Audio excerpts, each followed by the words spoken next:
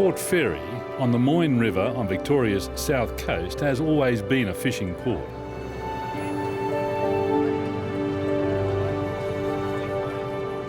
First whaling, then barracuda, salmon, crayfish and shark. It was renamed Belfast by pioneering whale entrepreneur John Griffith. In the 1870s, it was a bustling fishing port. Not so today. An Act of Parliament in 1887 reverted the name of the town to Port Fairy. But the island at the mouth of the Moyne and the lighthouse on the island breasting the Southern Ocean still carry the name Griffith. The harbour master and lighthouse keeper from 1929 to 1952 was Scottish shipwright Hugh Haldane. The importance of the lighthouse to our families is really the beginning of our Haldane heritage in Australia. And the majesty of this place, in the Southern Ocean pounding these black rocks, the kelp, the smell of the place. And this, where we are, is where it all began, around the lighthouse table. They were planning to build a boat to go 1,000 miles into the Great Australian Bight and catch fish. But these boys were planning to do something that nobody had actually done. Very few boats had gone that far west where they were planning to go. This is the boat that Hugh Haldane's boys built to go where few, if any, had gone before. The motor fishing vessel MFV Tacoma.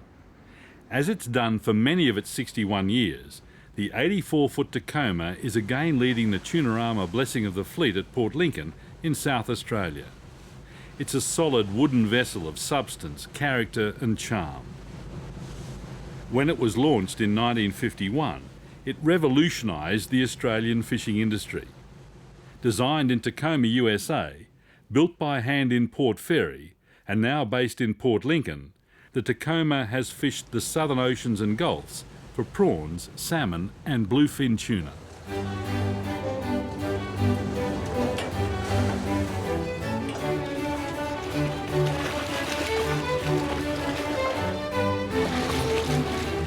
This is the story of three men, their three sons and a boat.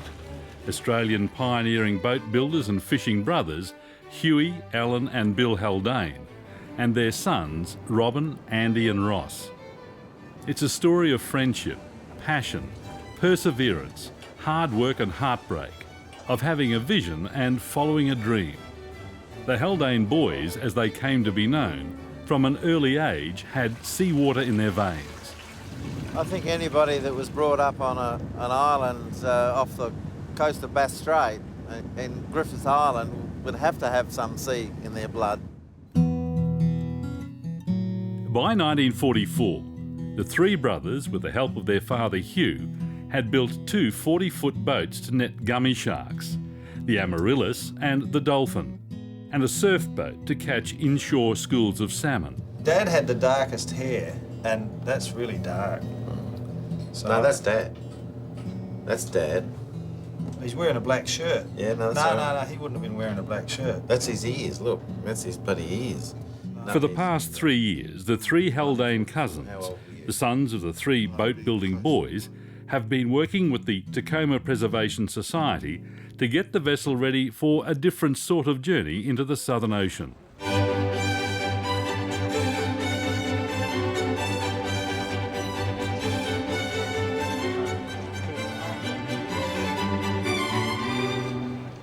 The Australian Wooden Boat Festival in Hobart celebrates everything that has to do with wood, water and boats. Many of the 100,000 visitors are involved with wooden boat building, restoration and preservation. You can smell the wood shavings, and everywhere you look, someone is working with wood.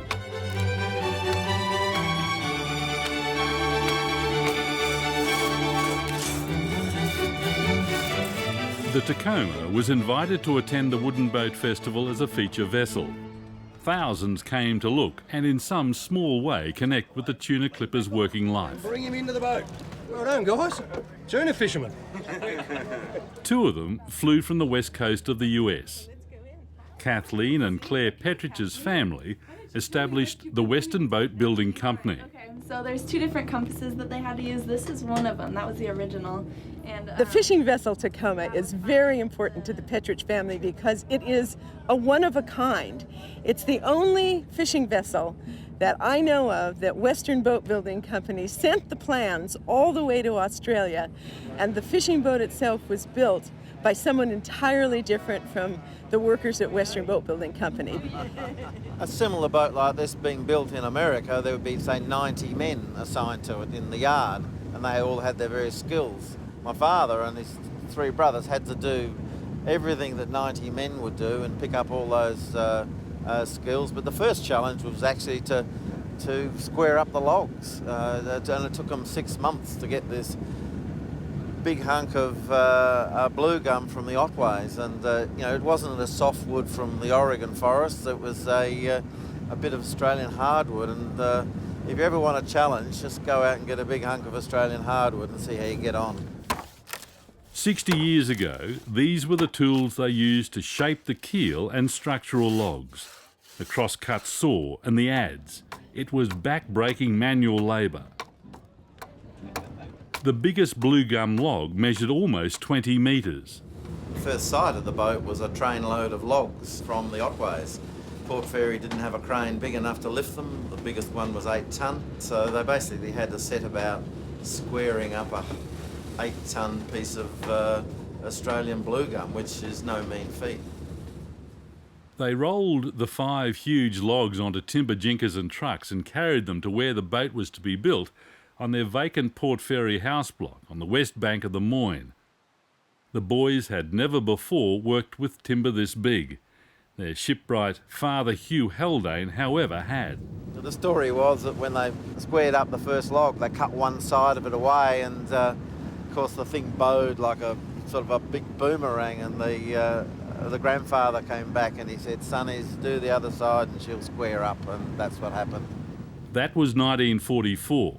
They didn't know it at the time, but building the Tacoma was going to take the Haldane boys more than 7 years. I think they fooled themselves in some ways. They thought it was going to be a 2-year project. They had built these boats before, which were 1-year projects. They were 40-footers, 80-footer multiplied by 2, pretty simple. But I don't think the enormity of it dawned on them until they started the project.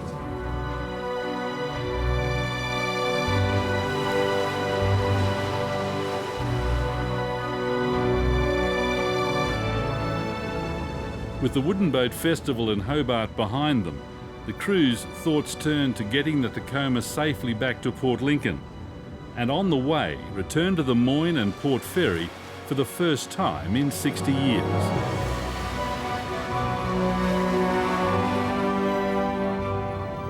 I think the nor'easterlies coming through here are going to give us a bit of curry, so I'm more inclined to Go around the corner. Ahead is 50 hours of steaming around the bottom of Tasmania and turning northwest past Matsaika Island, then northwest along Tasmania's treacherous west coast.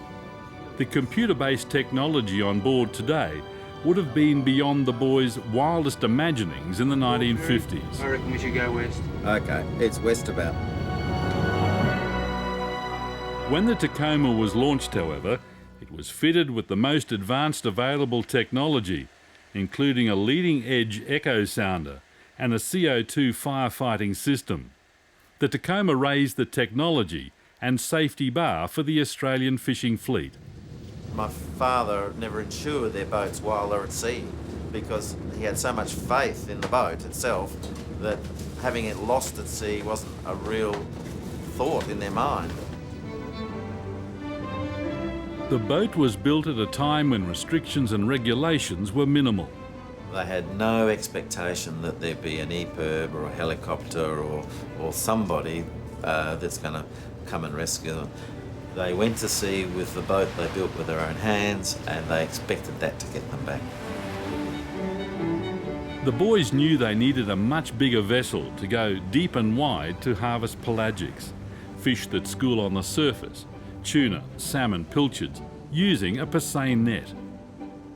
Persaning is you get a boat, You put a ring around the fish, the net drops down, and then you pull the bottom. They're caught 50 tonne, 100 tonne, 200 tonne. You need a lot of men with hooks to catch that sort of fish. They were building Australia's first per seiner fishing boat. During World War II, they closely followed the developments in the Pacific Northwest tuna fishery off the US coast. They saw photographs of a vessel they liked in a worldwide magazine, The Pacific Fisherman. In early 1944, Bill Haldane wrote the first of many letters to Tacoma in Washington State in the US, addressed to the owner of the Western Boat Building Company, Harvey Petridge. I didn't know that there were letters between my father and the Haldane family until very recently. I was stunned and touched by what those letters said about two men, about people from two different corners of the world who seemed to have so much in common. They were two visionaries. They shared an understanding of the potential of harvesting pelagic fish on an industrial scale using per seiner nets, and at the same time developed markets and integrated infrastructure, including canneries, to process the catch. Bill Haldane wanted to buy a set of plans for a Western Boats designed tuna clipper from Harvey Petridge. The Haldanes sent a check to my father in that first letter as a deposit on the building plans for the boats. Because Western Boat Building Company built boats, they really didn't want to sell those plans to anybody. So they said, no, we're not going to sell you the plans, but we'll give them to you. And someday in the future, you can do something for us.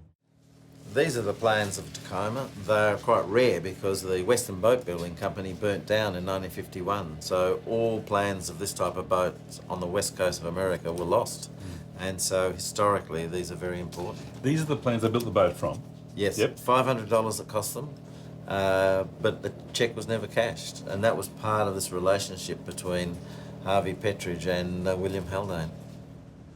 As the boats got bigger, those who went to sea in the Pacific Northwest did so for increasing periods of time. Many of the crew were Portuguese and Italian fishers who were practicing Catholics. As a result, a number of the Western boat designs incorporated an on-board chapel or shrine. The Haldanes weren't of the cloth. They were of stout Scottish descent. Their faith was put in hard work and attention to detail. There are 12 bunks here on the Tacoma. The finishing timber in these bunks is silky oak, and even after 60 years, you can still smell it. Each of the bunks has a privacy curtain and the piece de resistance, an electric light. Unlike the Tacoma, the Port Lincoln fishing fleet in the late 1950s was a ramshackle collection of mismatched vessels, ex-surplus Navy rust buckets, coastal steamers and the like, not built for purpose, affectionately called the bodgy boats. And that one's the Lismore Star. See the Lismore Star there? Yep. This looks like the favourite. Yeah, that's the favourite, Cliff Gibson. She was the big, that's the DG. This is the DG That's that's gone a down DG. on Donington. Yeah, that's it. She hit a few rocks. What sort of a boat, what boat was it? It Was it a tug or a... No, it was a little coastal steamer. And that's... Joe Puglisi and his brother Mick sailed their boat, the St Michael, from Ulladulla on the New South Wales south coast to join the tuna rush in Port Lincoln in 1960. That's my brother Mick. Yeah. That's Bob Beale. I'll be buggered, eh? I think that's me with the bucket. So you hadn't seen those shots before? Never. No, I didn't know they existed. Well, I'll be buggered. These remarkable images were shot in 1962 on the tuna grounds on the edge of the continental shelf. The fleet is a very, very long way from land. The Puglisi's St Michael, along with every other vessel other than the Tacoma, has been lost at sea. The St Michael ran aground on Neptune Island, and all on board, including Joe and Mick, were lucky to survive. The boat smashed into 1,000 pieces because it was the reef and a bit of a swell. And next morning when we went round there, with the Tacoma, all we could see is all scattered bits of timber. Conditions on board were hard. Before it was lost, Joe's home for 7 years was a cramped bunk on the St Michael. He went to sea at 13, he slept on a horsehair mattress, his worldly possessions fitted into a single drawer.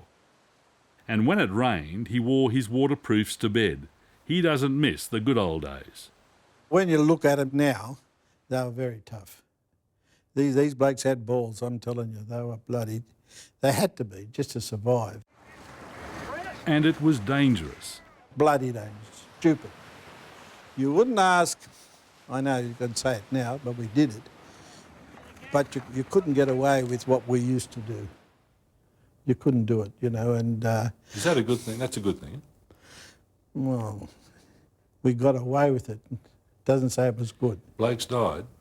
Yeah, I mean, one year we lost 16 guys.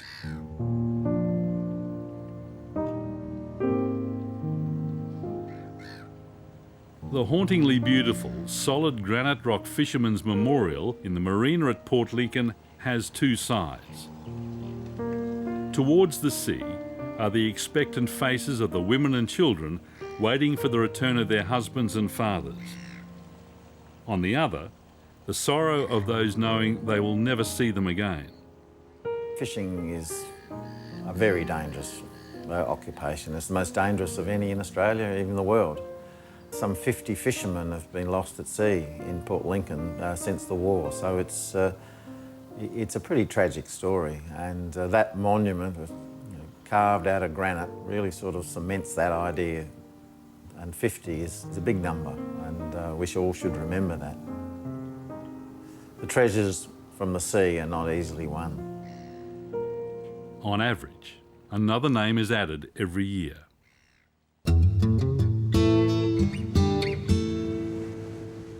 Matsyker Island is 12 kilometres off the coast. It's the location of Tasmania's southernmost lighthouse. Safely rounding Matsyker Island in the Southern Ocean is on many sailors' bucket list. Matsyker, Tacoma, Matsyker, receiving over. Okay, go ahead. Roger, Matsyker. Good morning. We're the motor fishing vessel Tacoma out of Port Lincoln, just rounding your beautiful island and on our way up the west coast to Port Fairy over. Very nice, very nice. You've picked a lovely day for it, which is no mean feat in this part of the world. Martin Stennett and his family from Queensland have been on the island for a month. He's the current volunteer caretaker. His real job is an electrical engineer. We're old men, and this has been one of our little boyhood dreams. Matsyker Island has to be the ultimate sea change. Driving rain, raging winds and huge swells are the norm. Today is the exception. Clear, still and flat. I'm glad you touched base too. It's always good to hear from someone out there something about. There were considerable challenges getting boat building materials post-war. Ex-military equipment was snapped up. The first of the Tacoma's 2 diesel engines was out of a US Navy landing barge used in the Pacific War. There was an Atlas Imperial engine, which was one of the biggest sort of diesels that were ever made for the horsepower. Getting an engine was one thing. Getting 18 tonnes of it into the boat was another. Then it was dismantled and reassembled in the boat. The heaviest lift was about 8 tonnes, so it was still a task, you know, it was not an easy task, but they got it in. Now it was in, but how do you start it? Their first attempt startled them. They left all the decompression valves open, so when they started it, there was all this banging and sparks and soot and stuff coming out. So they shot up the ladder like rats, rats up a drain pipe. So that would have been pretty full on. Andy Haldane is Alan Haldane's son. He's at home here. He spent his working life more than 40 years on the Tacoma. He knows the engine room inside out. Tacoma's second and current engine was installed when she needed more power to trawl for prawns in the early 70s. It came from Denmark. It's 500 horsepower at 500 revs. It's about half the size of the original engine, but twice the power.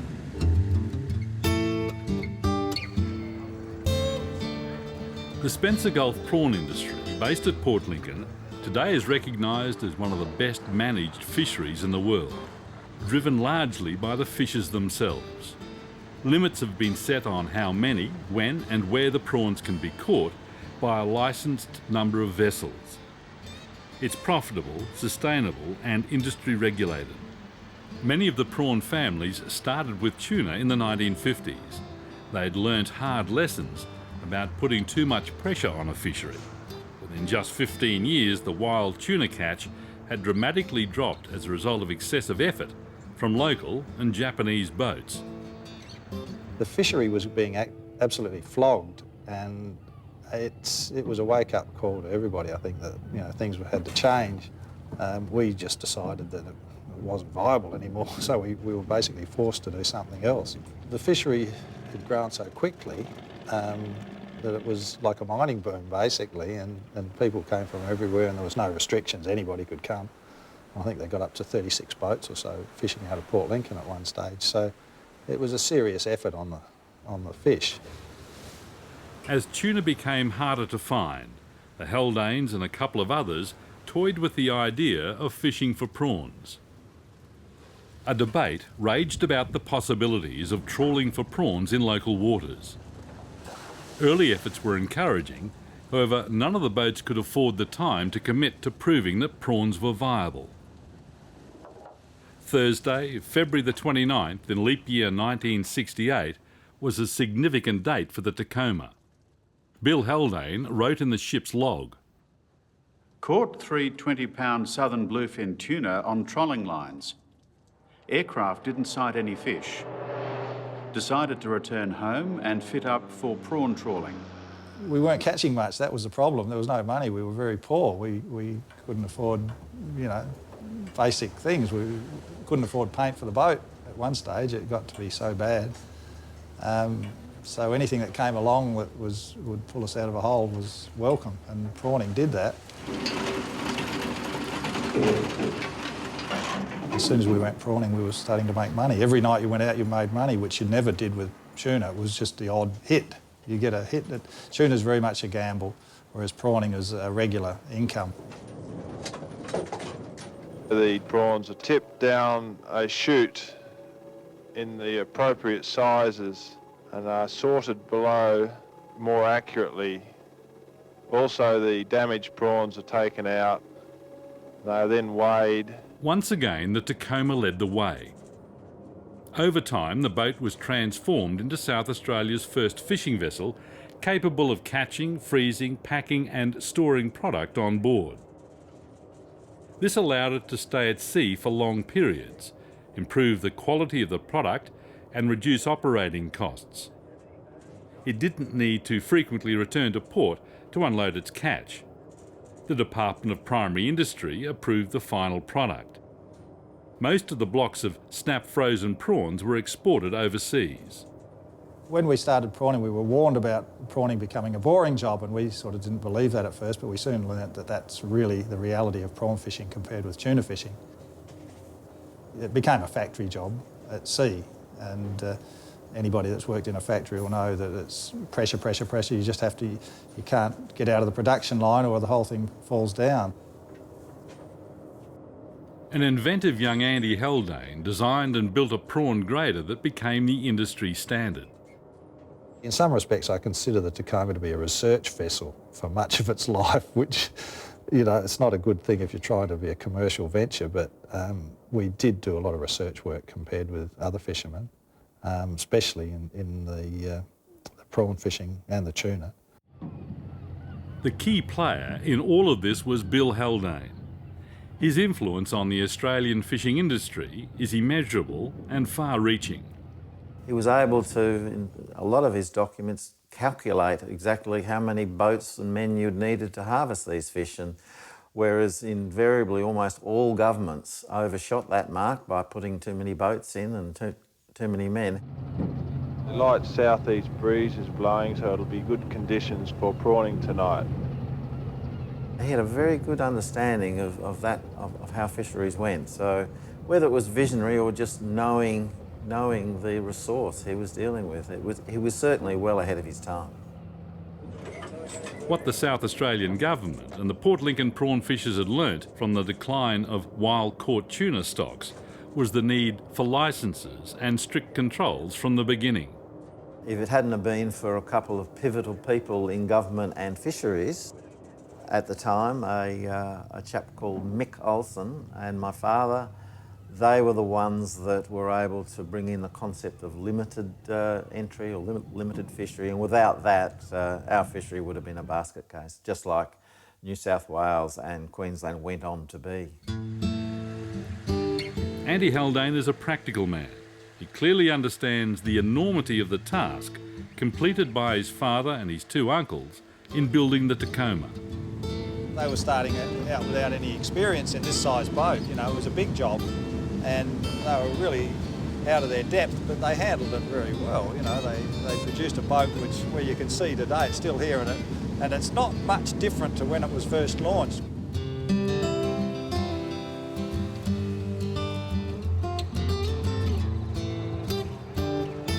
The politics and intrigue involved in the building of the Tacoma here on the Moyne reads like a rollicking novel. They were concerned about finding the funds to finish the boat, and the letters written by Bill Haldane to the post-war Victorian Kane government were simply ignored. The Commonwealth government didn't believe there was sufficient interest or capacity in the Tacoma for a defence vessel. And, well, the boys' bank simply thought it was too risky a venture. The Chief Inspector of Fisheries in the South Australian Playford government, however, became aware of the seiners off the west coast of America. He recognised the potential for the Tacoma, and his name was Frank Morehouse. Morehouse was very pivotal. He visited Port Fairy, he saw the boat, he'd been to America, he knew the potential of these sort of boats, and don't forget, at that stage in Australia, more than half of our fish was imported.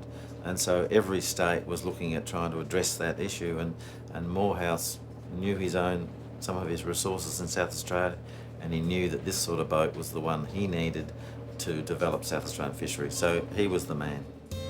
Morehouse convinced South Australian Premier Tom Playford to lend the Haldane boys £20,000 to finish the boat.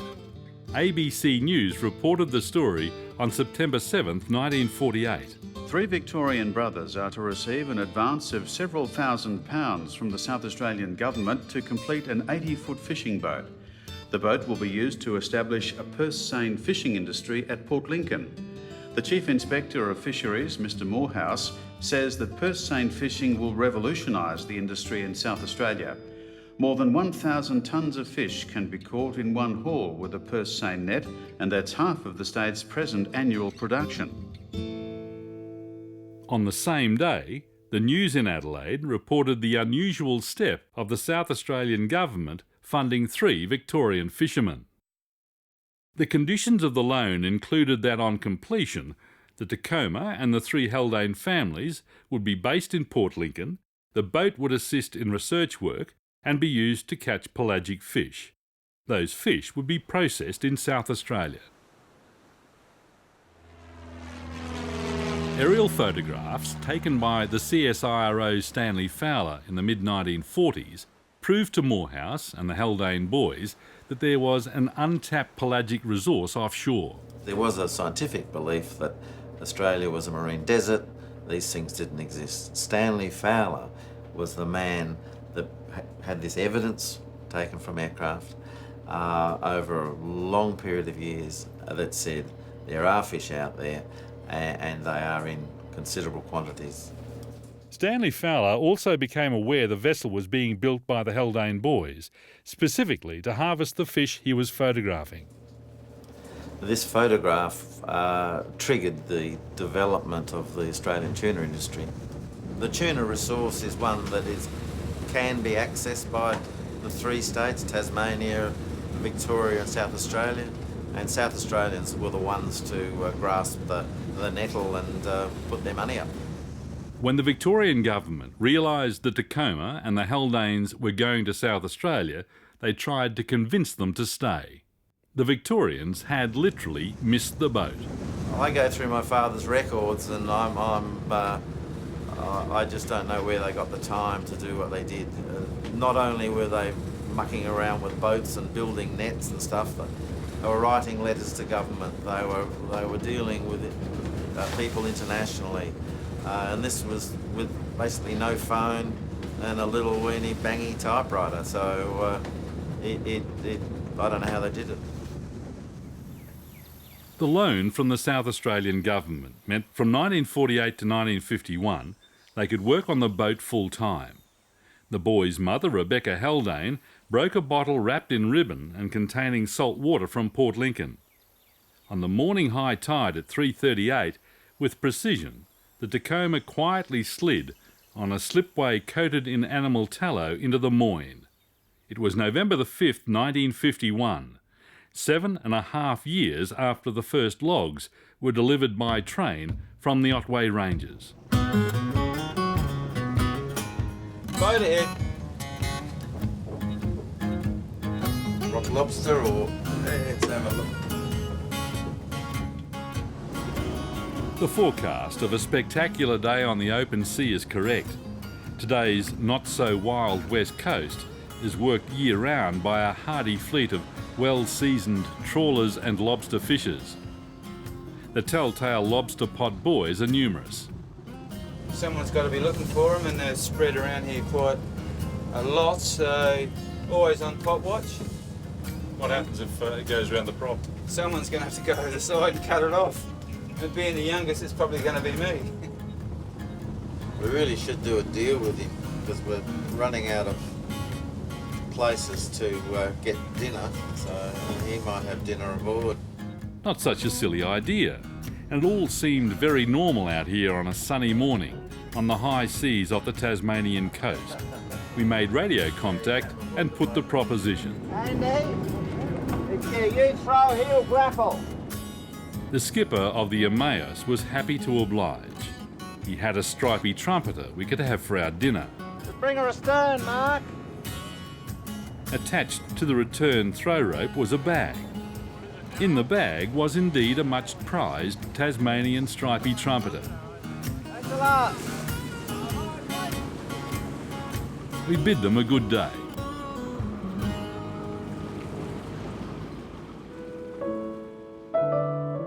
It took a couple of months to load the boat with the worldly possessions of 3 families. Joining the Haldanes on the maiden voyage to Port Lincoln in January 1952 were the 17-year-old identical twins Jack and Keith Bellamy. The Bellamy boys had watched the vessel being built and jumped at the chance of an adventure. The Tacoma's log for Sunday, January 6th simply states, Left Port Fairy for Adelaide 6 p.m. Wind southeast, fresh with moderate sea. They arrived at Port Adelaide 2 days later. Australia's first seiner was big news. They loaded on board an untried experimental CSIRO seiner net, a net which theoretically had the capacity to catch 1,000 tonnes of fish in a single haul. They left for Port Lincoln 10 days later and arrived to a mixed reception from the local fishers. Some thought that it was going to come and scoop up all the fish in the ocean and leave none for them. The reality is a lot of the sons and the daughters of those that were against this project were actually absorbed in the industry and have made their livelihoods out of it.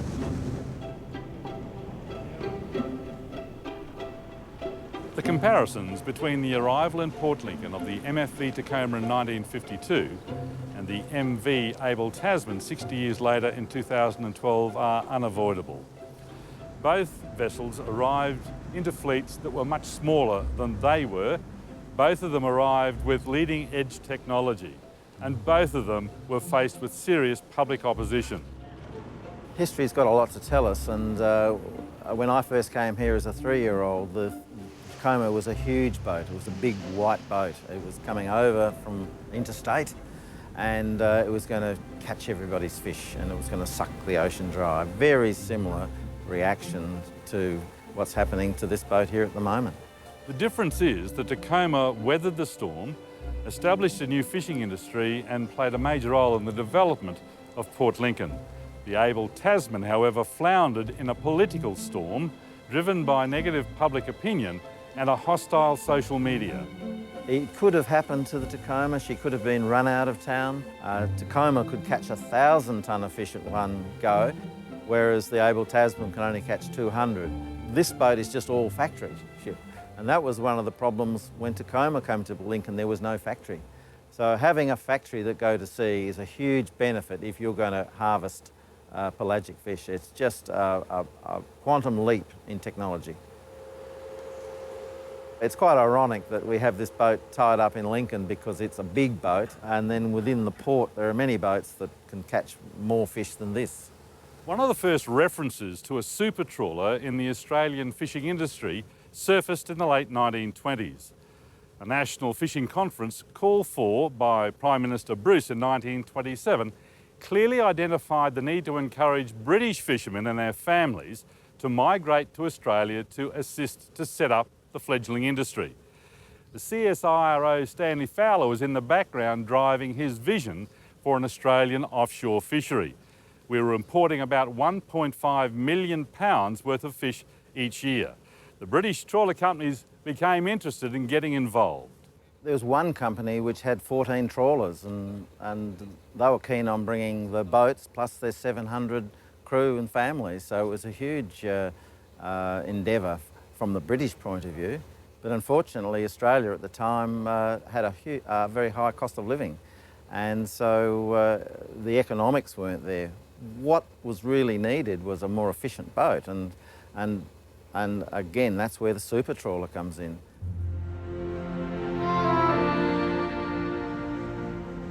In 1952, the truth was that due to the experimental nature of the venture, no one in Australia really knew how to net pelagic fish. In the first 4 years, the Tacoma struggled to repay the interest on the government loan and put food on the table. They almost went broke. The equipment on board was really not up to the period. They were basically on a hiding to nothing. If they had an accountant, they would have said that this thing will never get up. Stanley Fowler's net, on loan from the CSIRO, proved to be next to useless. It was made of heavy cotton and had to be man-handled. Nylon nets and hydraulics for fishing boats were some way off. This is Boston Island off the coast of Port Lincoln. On the northern side of the island, the Tacoma finally had success with the experimental CSIRO seiner net. The haul of 10 tonnes was the first tuna seined in Australian waters. The date was Wednesday, the 25th of February, 1953. The Department of Fisheries kept pressuring the Haldanes to spend time doing research work for them, but the government wouldn't provide adequate funds. And when they had some success netting salmon, the local cannery at Port Lincoln didn't have the capacity to process all the catch. Tonnes were regularly buried. Ironically, the much anticipated and experimental purse-seining method of fish harvesting, for which the Tacoma was designed, took another 20 years before it was successful. The Haldane boys argued long and hard with South Australian Premier Playford that they needed assistance from an experienced US tuna fisher. Brothers Chris and Sver Jangard finally arrived in Port Lincoln in 1956. The Jangards taught the struggling industry in Port Lincoln a more traditional means of pelagic fishing, poling. The process of poling, which they brought with them, was well known, had been going on for years, but each fish, each species has got a different way of being poled.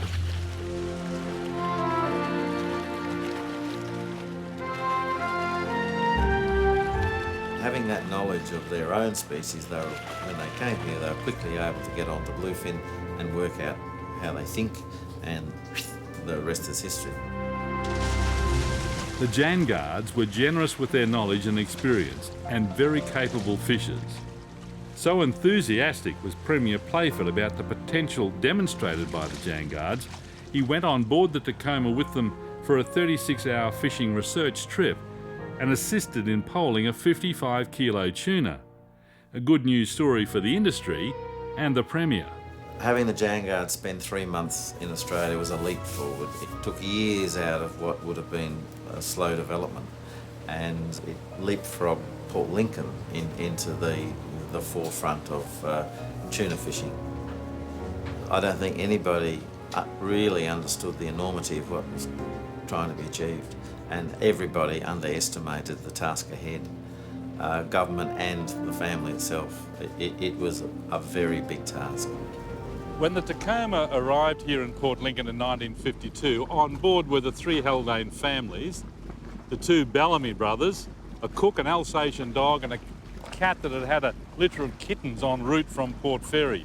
The population was around 5,000 people. Many of them were employed by the government. This was a sleepy village at the bottom end of Eyre Peninsula. Today the population's around 16,000 people, and many of the successful businesses and industries that are here today can be directly linked back to the arrival of the Tacoma in 1952. Life in the 1950s for most Australians was much simpler than it is today.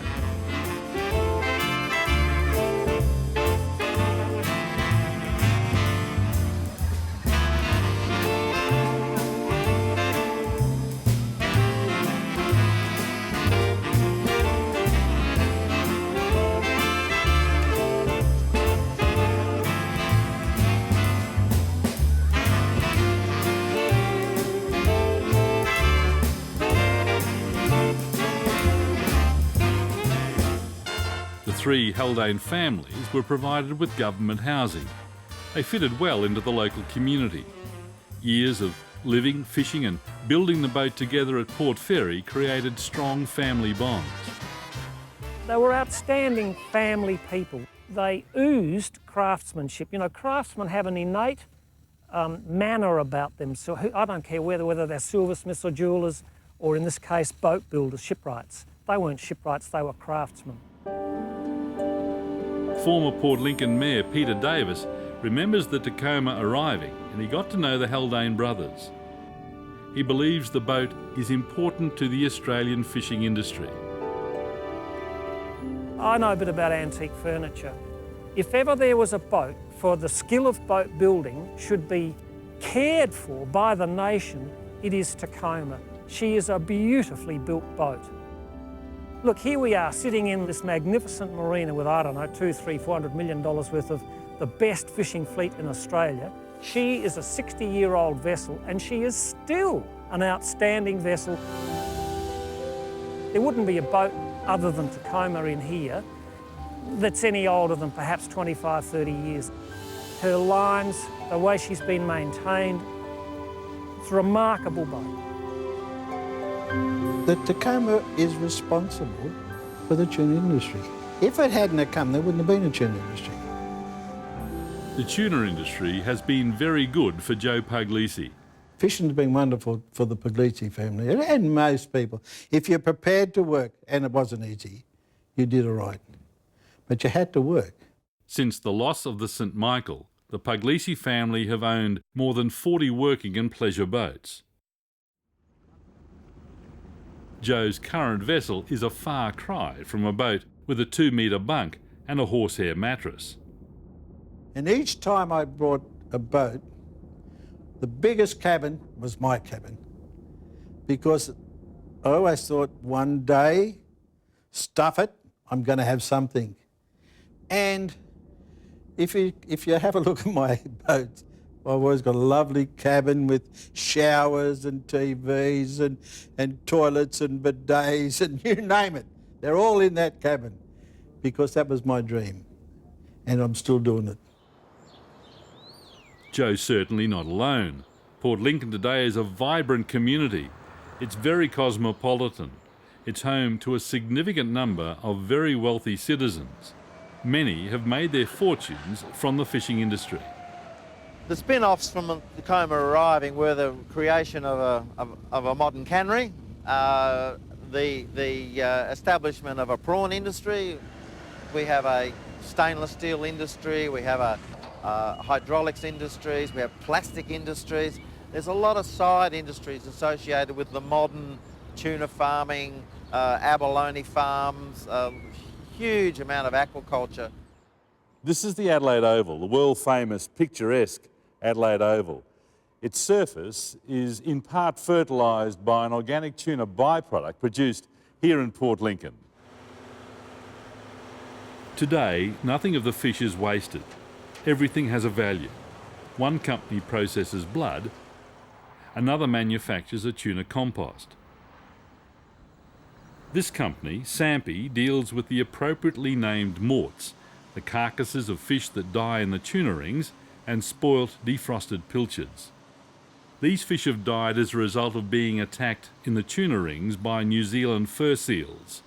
In places, they're reaching plague proportions. There's plenty of food available. If the first tuna fleet returned to port with more than 20 tonnes, and they did so frequently, the fish had to be either shipped to Adelaide for processing or be buried. Both options were very expensive in terms of lost fishing time and lost fish. The cannery had a capacity of about 20 tonne a week, and the boats could catch up to 100 tonne a week. So it was really a mixed match of infrastructure, and until that got going, until there was investment in that area, the whole industry was quite constrained. Sampi is writing the rule book as they go on processing the tuna morts. As well as the Adelaide Oval, the NASA-certified organic mixture they're producing is feeding broadacre and horticultural crops across the country.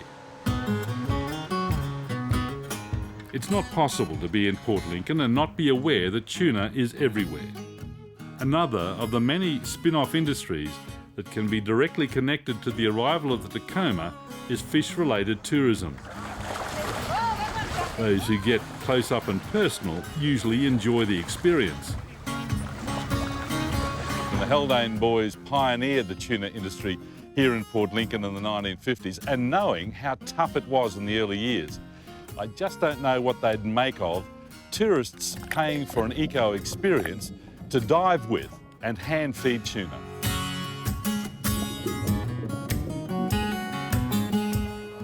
Today, most of the Australian 4,500 tonne quota of southern bluefin tuna, farmed and processed at Port Lincoln, is destined for the critical Japanese sashimi market. If we were stuck with canning tuna in Port Lincoln, we would have a turnover of something like $8 million at $2 a kilo. And currently we have a turnover of the same weight of fish of in excess of 200 million. So without Japan and without sashimi, Port Lincoln would be a very, very different place.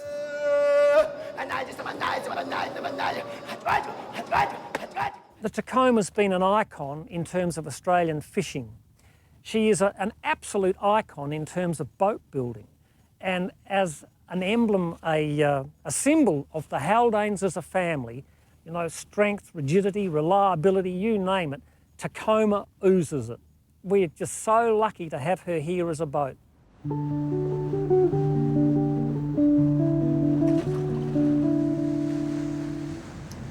It's late in the afternoon on day 3. We've been steaming from Hobart for a total of 42 hours. How far are we from Port Fairy, Mark? 80 odd nautical miles, travelling at around 9 knots. Moderate seas dropped off to about 2 metres. South-southeast wind, probably 12 to 17 knots. So ETA? 2 a.m. 2 a.m. Port Fairy, here we come.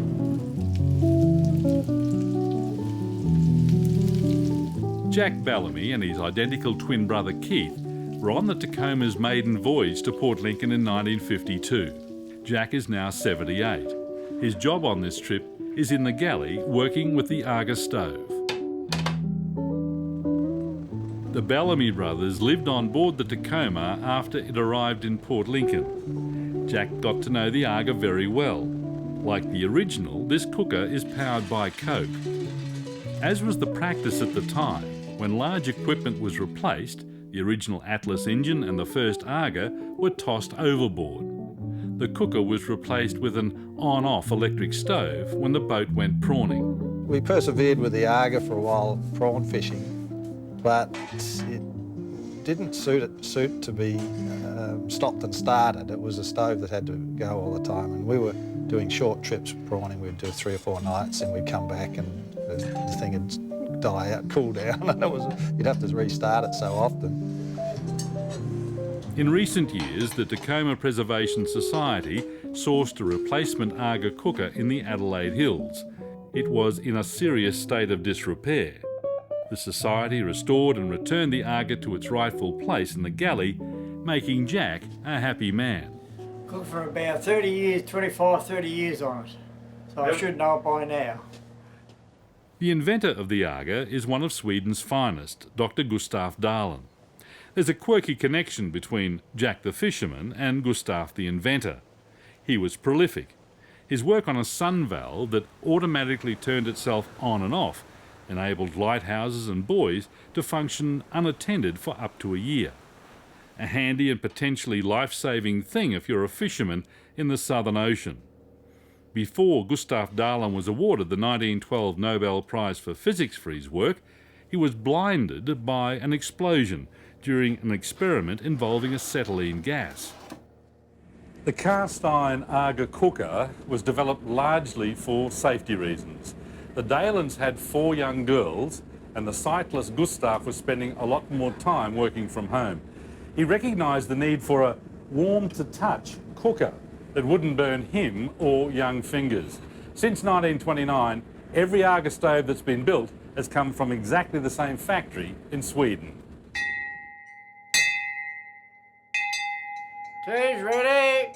Jack spent most of his working life on the Tacoma. Darren, would you mind shooting there and get that ice cream, please? The Bellamy brothers were inseparable. Their lives revolved around fishing and the boat. The biggest fish they caught was more than 80 kilos. On one trip, Jack and Keith, with 4 others, set a world poling record. We poled 40 tonne in 4.5 hours. Say that again slowly. We poled 40 tonne in 4.5 hours. There was fish lying around the deck, and when she rolled, 3 or 4 roll over. Nobody wanted to get off and put them away. Everybody just wanted to catch fish. It's 44 years since a southern bluefin tuna has been caught using a bamboo pole on a wooden boat in Australian waters. The Tacoma, with Jack on board, last did it in 1968. It was about time to give it a go again. The question was, could we find them? And if we did, at 78, could world record tuna poler Jack Bellamy get one more on board? The paying crew are supporters of the Tacoma Preservation Society. They've come from across the country to reenact a slice of Australian fishing history. They've seen the old footage. None has poled a tuna before. It's on their bucket list of things to do. That sits down in there. The hand goes down to hold that in until the fish hits. And after the fish gets on, you bring your hand up onto there and you lose your strength to bring him in like that. The fish is on, your hand It's goes simple up when there. you know how. It's all about technique. As the fish rises to attack the specifically designed shiny barbless squid at speeds of up to 75 kilometres an hour, the poler uses that momentum to lift the fish on board. The racks on the back of the boat put the poler closer to the water and reduces the effort needed to lift the pole fish. Now, it's these little fellas, they look small and innocent, but these are the real heroes in this whole tuna story. Without these, you can't catch tuna. It was the Jangard brothers from the US who introduced the Port Lincoln fleet to live bait fishing. Tossing or chumming with live pilchards keeps the tuna school in a feeding frenzy. Once you had that feeding frenzy, then you could put a man on the back of the boat in a rack with a bit of bamboo in his hand, and he could pull on that thing and pull the fish into the boat. That technology involved, little squiddy things or the way the wire hooks on, it all had to be refined, and the Americans had that down pat. It was American technology that really got the whole thing going.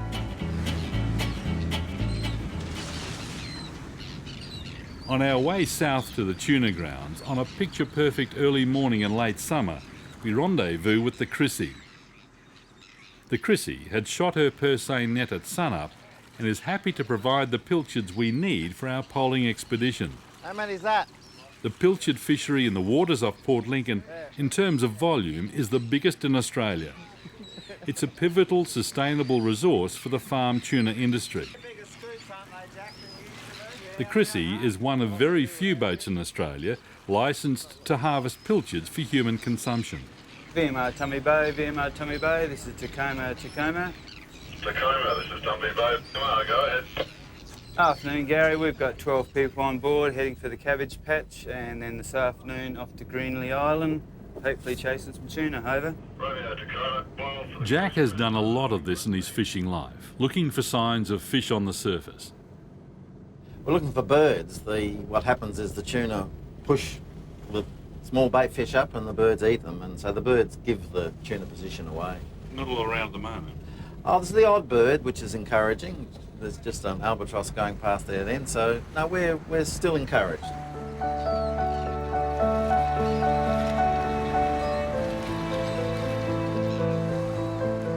The water area of Australia is 7 times the continent. So we're looking for a tennis court in an area 7 times Australia. So it's a needle in a haystack job. You're talking a challenge. Well, a bit of a challenge. Will Jack get to, after 44 years, get a tuna across the back of this boat? Well, we might have to take it.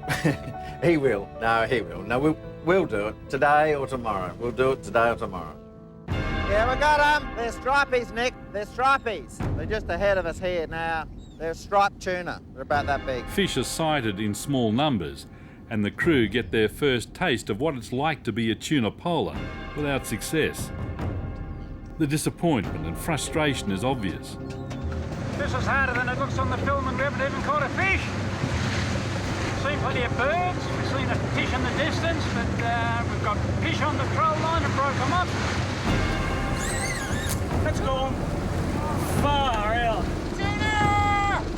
Tuna off the starboard bow! What do you reckon they are? They're tuna.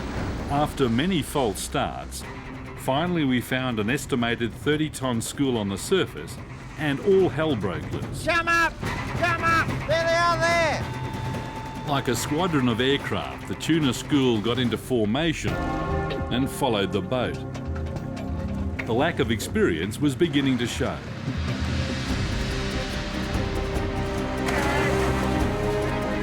Jack was also having difficulty getting back into the rhythm.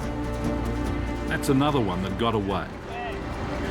This is the challenge of pole fishing for tuna. They're there, we can see them under the water, they just won't rise to come up to the squid. Everyone's desperately keen to get a fish here, but they just won't come to the surface. Then it happened. Everything clicked into place. The boat limit was 6 fish.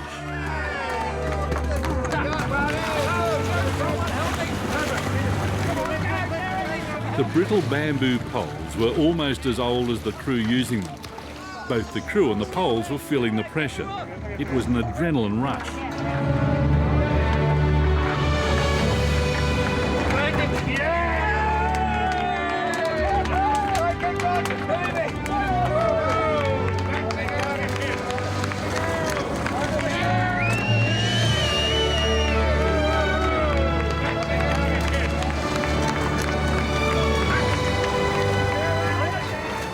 After 44 years, world record holder Jack Bellamy finally lands one last tuna.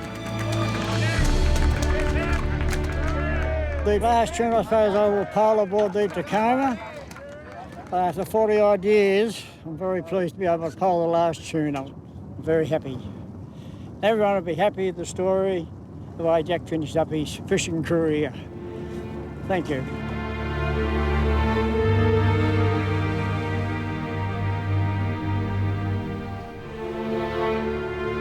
The log of that day reports that Keith Bellamy was lost at sea. The radio message that he gave reports that Keith Bellamy was lost at sea. As a young 14-year-old, that's what I heard on the radio. That day was February 20th, 1959. The Tacoma was fishing south of Coffin Bay. After lunch, the Bellamy brothers were working side by side, double poling. Keith was pulled into the sea by a big tuna. Both boys hung onto their poles. Keith was dragged behind the boat. He's in the water, hung on the head, but in the meantime the water was getting forced down his throat. That you're having dinner, come up with the choke, and that was it. Those on board watched Keith drown. It was a tragic accident. It took less than 3 minutes. Keith Bellamy was 25 years old. My father dived off the bridge of the boat and tried to swim down and grab him. You must remember that out there the water is crystal clear blue. You can see a huge depth, and so it must have been a horrific sight for the crew to stand on the back deck of that boat while it was wallowing in the swell. And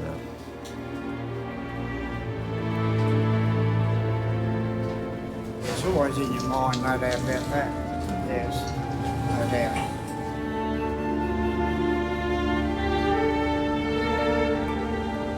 it had an impact not only on my father but also the whole family, my own fishing career. It's part of my thinking when I was dealing with safety issues. And all seamen will tell you, once you lose your nerve with the sea, you're never the same. And I think that day my father would have lost his nerve with the sea because he was never a young, bold sailor anymore. He was an old man of the sea.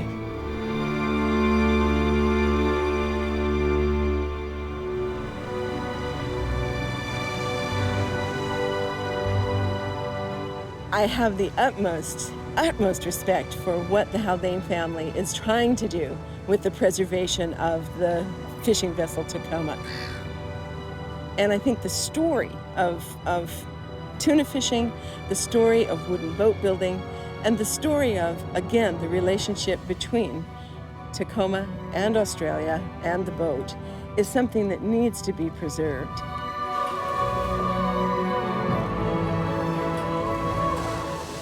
So near and yet so far. Just a couple of nautical miles in that direction is Port Fairy. We steamed throughout the night and got here around 3 a.m.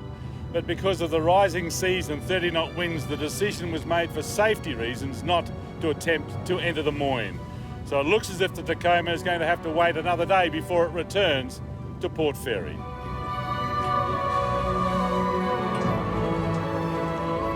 What they said is they couldn't build it. What they said is we wouldn't catch fish. Some say we won't get into Port Fairy. So never say to a Haldane it can't be done. One day Tacoma mightn't be tomorrow, but it'll be one day she'll go back to where she was built.